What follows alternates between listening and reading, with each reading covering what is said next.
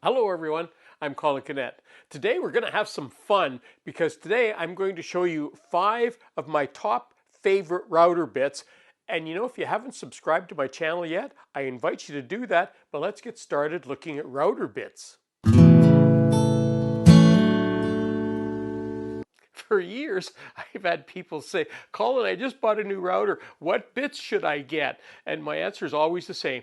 Just buy the bits that you need when you need them. Just buy your bits one at a time when you need a specific bit and just use that. Now the bits I'm going to show you today are bits that I use all the time and a lot of people use a lot of the time, but the ones that you select may be different. So these are just some suggestions from what I use.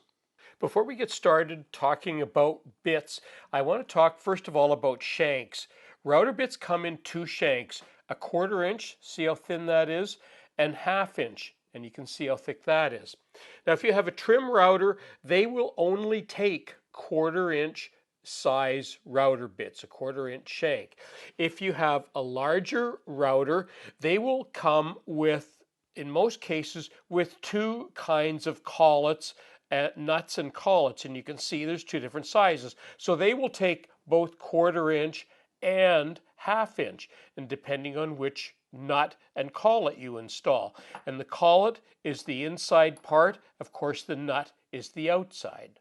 There's the lineup of bits that I use, probably in order that I use them the most frequently.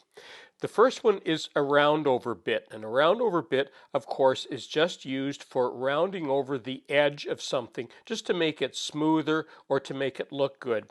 And roundover bits come in all sorts of various sizes, but I use this one the most, and it's 3/8.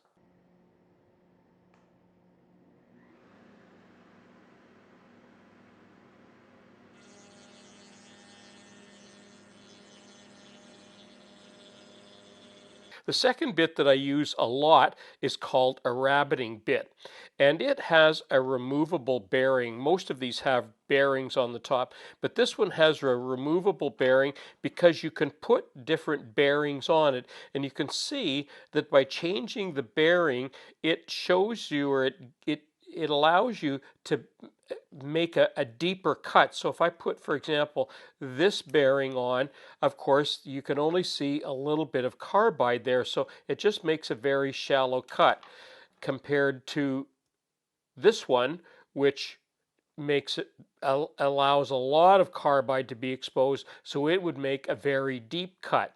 Now with many of these bits, there's a little washer on top, and you need to be careful with these sometimes because this bearing on top always needs to be able to spin free. But some of them, if you put them on the wrong way, they'll actually jam up against the carbide and they won't spin. So when you're putting these together, make sure that you put the bearing the right way, and when you tighten it, and there'll be little Allen wrenches that you can use to tighten those up. And when you do that, double check, and it doesn't need to be super tight. Just check to make sure that that bearing spins freely before you put it on your router.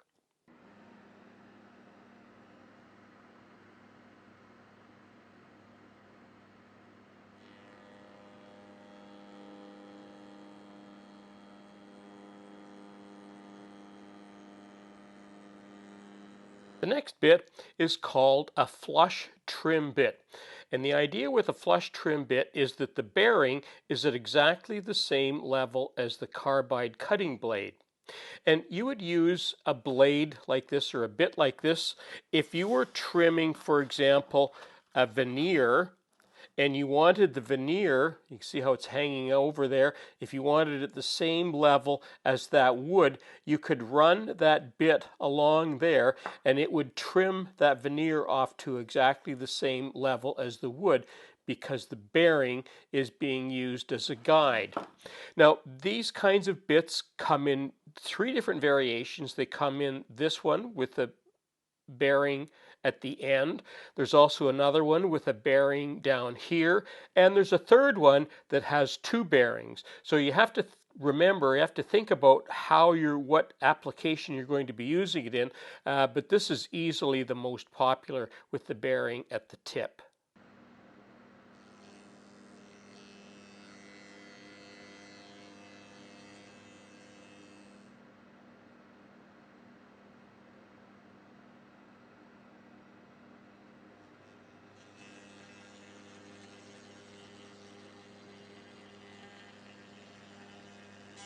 The next bit is called an Ogee, often called a Roman Ogee bit, and that's because of the kind of shape that it cuts out. And you can see from the shape of it, this is the kind of bit that you would use, for example, if you were making picture frames, maybe some molding for some cabinetry, some sort of decorative molding. And many of these have bearings on top that you can change the bearings on. And when you do that, you'll get a slightly altered effect of the molding. So just a feature to watch for when you're looking at Ogee bits.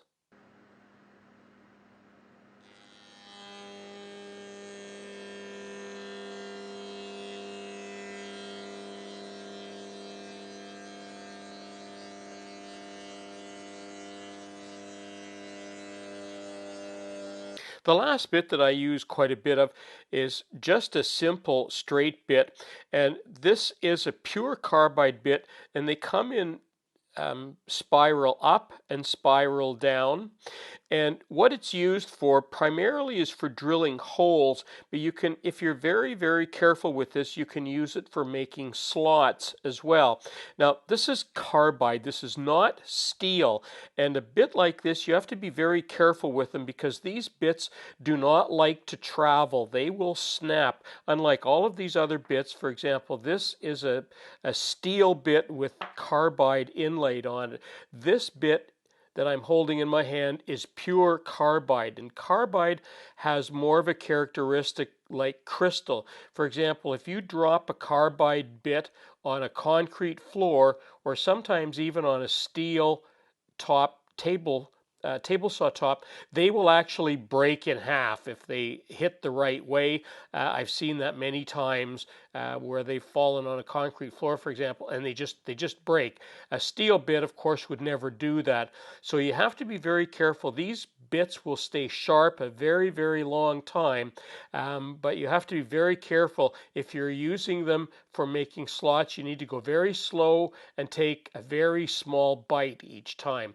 But they're primarily for drilling holes so that you can then cut a slot out.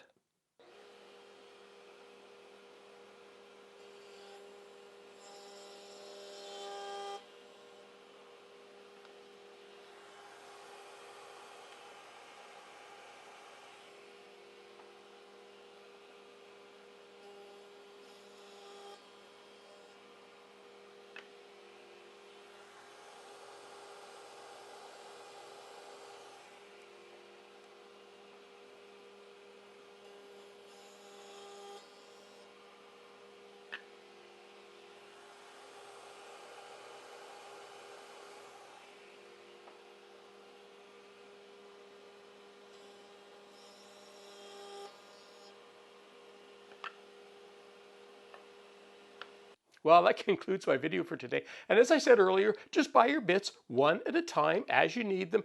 That way you'll save money and you'll get the best value out of your own router bits. Don't forget there will be an article on Woodwork Web, and I'll put some links to some of the bits that I use so you'll be able to see a little bit more detail on those as well.